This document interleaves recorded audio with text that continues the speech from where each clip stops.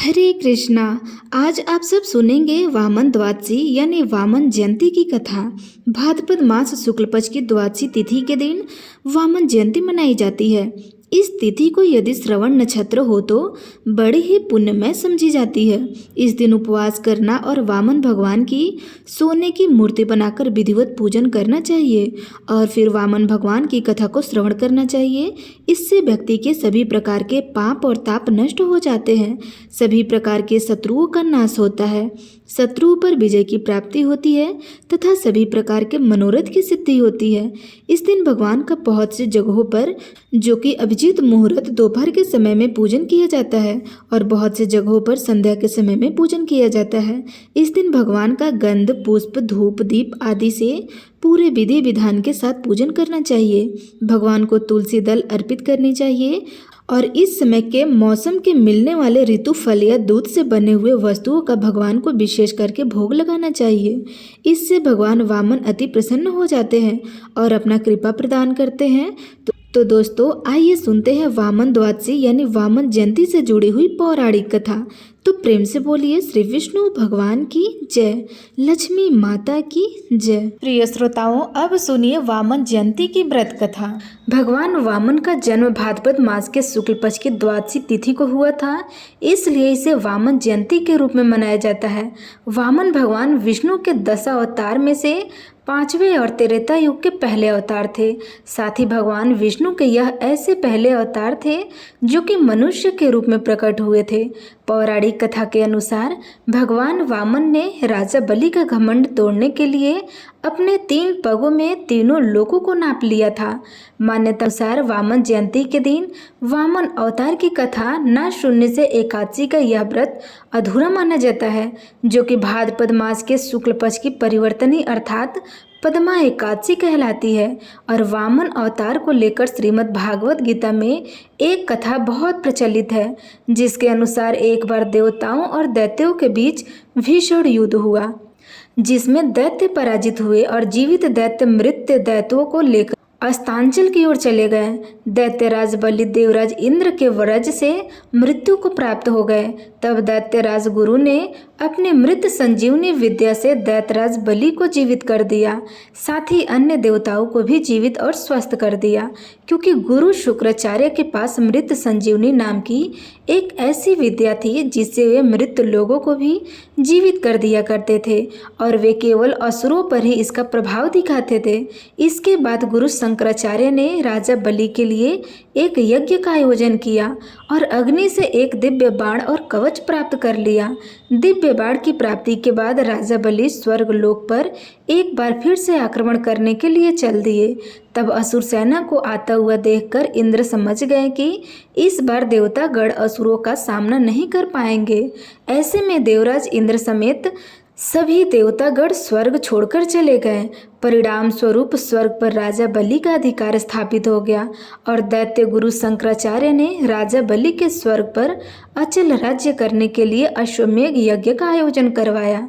तब देवराज इंद्र को राजा बलि की इच्छा के बारे में पहले से ही पता था और उन्हें यह भी पता था कि अगर राजा बलि का यह यज्ञ पूरा हो गया तो दैत्यों को स्वर्ग से कोई नहीं निकाल सकता।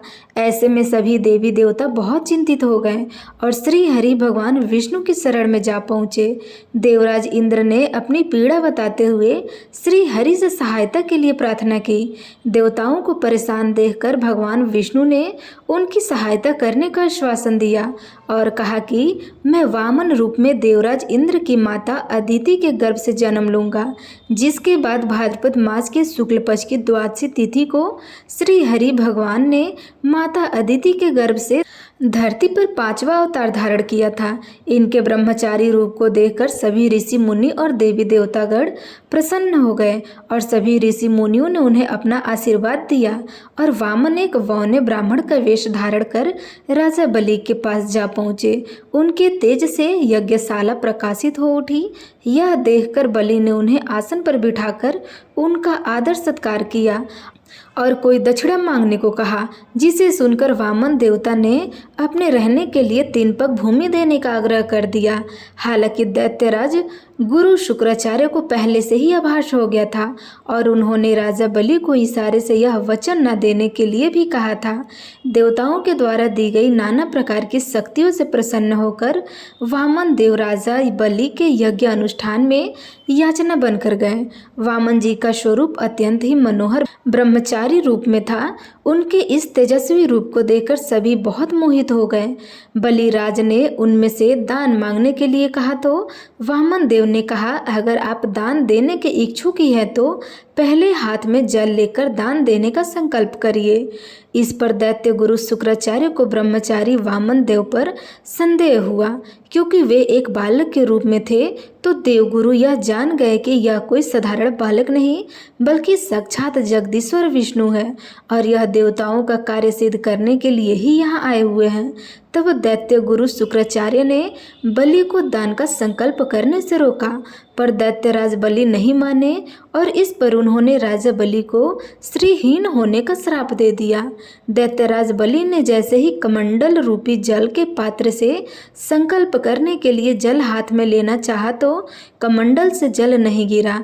कमंडल के मुंह को दरअसल शुक्राचार्य ने अपनी सूक्ष्म देह धारण करके रोक लिया था, जिसे वामन जी ने तिनके के सहारे से कमंडल का मुंह साफ कर दिया, परंतु तिनके की चोट से शुक्राचार्य के नेत्रों को क्षति पहुंच गई, जिस कारण वे अंधे हो गए और चिल्लाते हुए वे उस कमंडल से बाहर आ गए।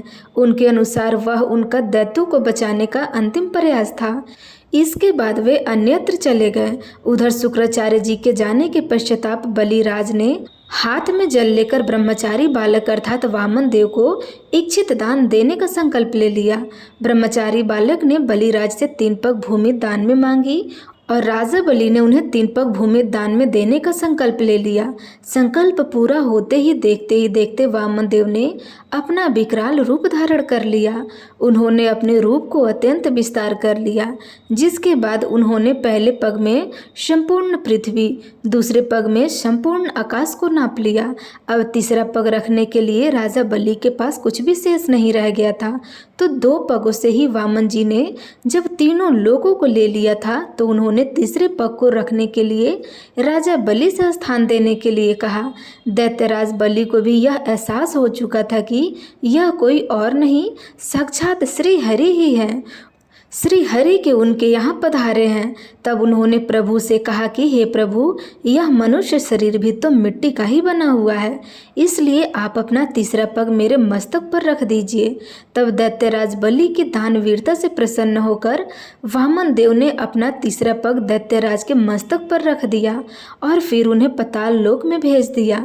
फिर राजा बलि के आग्रह करने पर उन्होंने 4 महीने तक राजा बलि के साथ पाताल लोक में ही रहने का विचार बना लिया और इस प्रकार भगवान श्रीहरि ने बलि को सर्वोच्च स्थान देकर यह भी साबित कर दिया कि वह अपने भक्तों के सदा दास हैं। इस प्रकार स्वर्ग का राज्य देवताओं को पुनः प्राप्त हो गया। माता लक्ष्मी जी भी भगवान विष्णु के पास वापस बैकुंठ लोक को चली गई। आज के दिन वामन भगवान का पूजा करने से अहंकार की भावना समाप्त हो जाती है और आत्मबल में वृद्धि होती है। वामन भगवान की पूजा करने से बुरे कर्मों से भी छुटकारा मिल सकता है। आज के दिन सुबह जल्दी उठकर स्नान आदि से निर्वित होने के बाद पूजा की तैयारी करें। इसके बाद चौकी पर पीला वस्त्र बिछाकर भगवान विष्णु के वामन अवतार की तस्वीर या मूर्ति स्थापित करें। अगर तस्वीर ना हो तो आप भगवान विष्णु के मूर्ति या तस्वीर की पूजा कर सकते हैं। उन्हीं में आप वामन भगवान का ध्यान कर सकते हैं। भगवान को आप चंदन का तिलक लगाएं, पीले पुष्प नैवेद्य अर्पित करें, धूप दीप जलाएं और दही और मिश्रित का भोग लगाएं। पूजा करने के बाद वामन अवतार की कथा जरूर सुने और उसके बाद आरती करें। आरती करने के बाद प्रसाद को सभी लोगों में बांटें। आज के दिन किसी जरूरतमंद व्यक्ति को अपनी सामर्थ्य के अनुसार दान दक्षिणा देना चाहिए या फिर भोजन करवाना चाहिए। ऐसा करने से सभी शुभ फलों की प्राप्ति होती है। तो प्रेम से बोलिए विष्णु भगवान की जय।